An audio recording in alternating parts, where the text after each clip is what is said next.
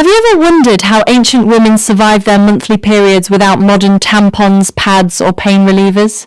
Imagine living 5,000 years ago in a dark cave or an ancient desert city, suddenly facing your period with zero modern hygiene products available anywhere. The truth is wilder than you think. From wrapped papyrus in ancient Egypt to sea sponges, animal wool, and bizarre mythological beliefs, history's secret methods were weird, resourceful, and sometimes downright terrifying. Today, we are diving deep into the bizarre, untold history of how ancient humans actually handled menstruation through thousands of years of human survival. Before we look at ancient inventions, here is a mind-blowing fact. Prehistoric hunter-gatherer women actually bled far less often than women do today. Because of intense physical activity, diets lower in fat, and continuous breastfeeding that lasted for years, ancient women experienced significantly fewer total periods in their entire lifetimes. While a modern woman might experience around 400 periods across her life, a cave-dwelling ancestor might have only had around 100. But when those monthly cycles did arrive, hunter-gatherer women relied on soft, natural materials like dried river moss, absorbent animal furs, and shredded tree bark to manage the flow. As human civilization advanced into grand empires, period management got surprisingly high-tech for its time. In ancient Egypt, around 1500 BCE, women crafted early precursors to modern tampons using softened papyrus plant fibers soaked in natural oils.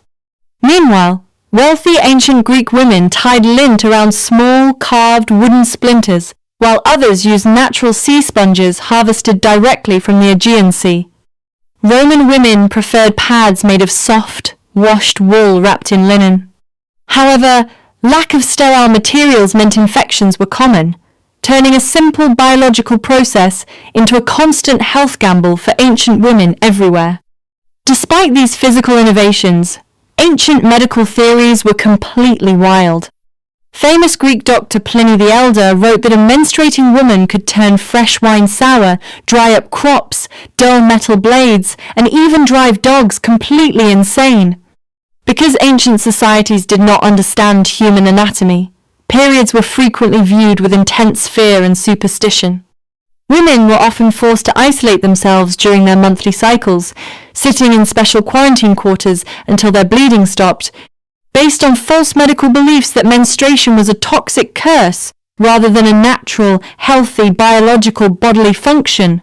Fast forward to the Middle Ages in Europe, and things took an even stranger turn. During medieval times, underwear as we know it did not exist for most women.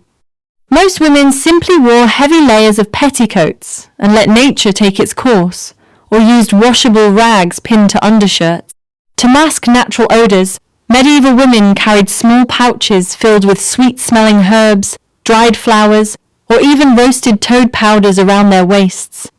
Superstitions raged on, with rumors claiming that a child conceived during menstruation would grow up to become a red-haired monster or a demonic sorcerer. It was not until the late 19th and early 20th centuries that manufactured sanitary products made their debut, starting with heavy sanitary aprons, elastic belts, and washable cotton pads. Finally, in the 1930s, the modern disposable tampon was patented, revolutionizing women's daily freedom forever. Looking back from ancient moss pads and papyrus rolls to high-tech modern products, humanity has come an extraordinarily long way. So next time you appreciate modern conveniences, remember the brave ancient ancestors who managed with moss, wood, and pure resilience. Don't forget to like, subscribe, and drop a comment below.